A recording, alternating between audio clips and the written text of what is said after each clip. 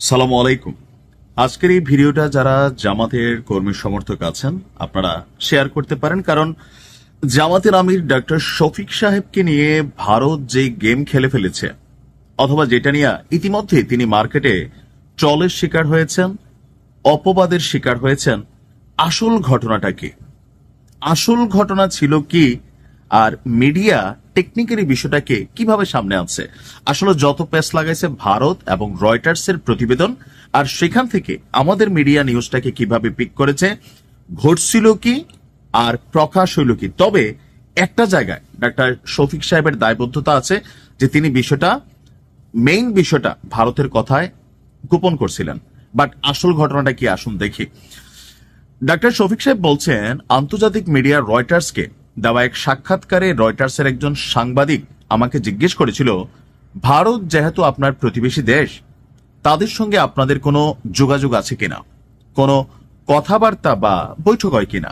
স্বাভাবিকভাবে আওয়ামী লীগ সরকার পতনের পর বাংলাদেশের রাষ্ট্র ক্ষমতায় কারা আসছে এই বিষয়টা অবজারভেশন করছে ভারত। আর যেহেতু জামাত এবার ক্ষমতার দিকে ধাবিত হওয়া একটা দল, সো সেই ক্ষেত্রে জামাতের সাথে কোন রকম কন্ট্যাক্ট আছে কিনা এই প্রশ্ন ছিল এরকম।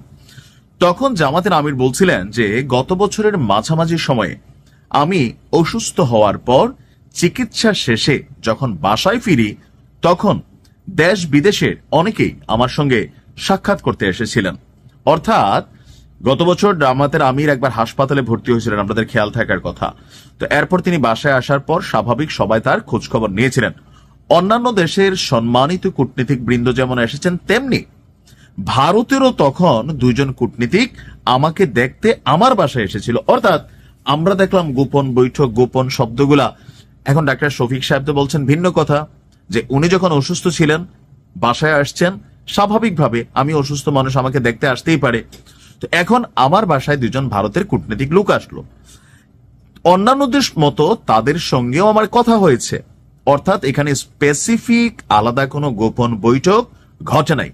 এখানে যেটা হয়েছে স্বাভাবিকভাবে তারা আসছে আর কথা হয়েছে।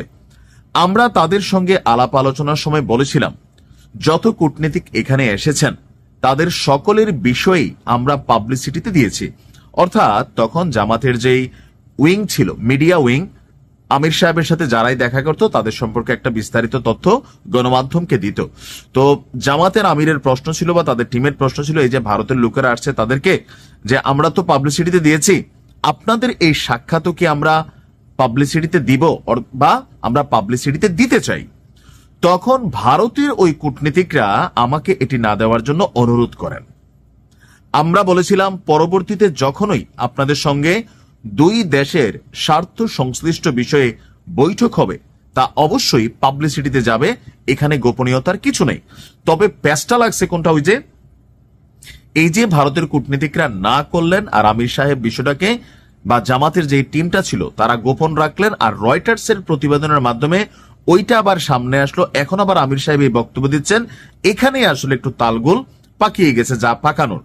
কেউ কেউ এখন বলার চেষ্টা করছেন যে না, এখন কি শফিক সাহেব স্বীকার করবেন, তাহলে হাদির মৃত্যু কেন হলো, মানে নানান প্রশ্ন বক্তব্য এখন যখন জর্জরিত, তখন কিন্তু তিনি বাধ্য হয়ে এই বিষয়টা সামনে আনলেন। ভুলের জায়গাটা একটা ছিল যে ভারত না করছে, তিনি সেটাকে লুকাইছেন, কিন্তু গোপন বৈঠক, গোপন মিটিং যেভাবে আমরা দেখছিলাম বা আমরা নিজেরা নিউজ করছি, বিষয়টা কিন্তু ওরকম ছিল না।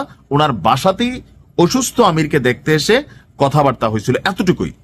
তারপর তিনি বলছেন যে আমি বিস্মিত যে আমাদের কিছু দেশীয় মিডিয়া ভারতের সঙ্গে জামাত আমিরের গোপন বৈঠক হয়েছে বলে যে সংবাদ পরিবেশন করেছে, আমি এই ধরনের সংবাদের তীব্র নিন্দা জানাই এবং ভবিষ্যতে প্রকৃত বিষয়ে না জেনে এমন বিভ্রান্তিকর সংবাদ পরিবেশন করা থেকে বিরত থাকার জন্য সবাইকে অনুরোধ জানাচ্ছি।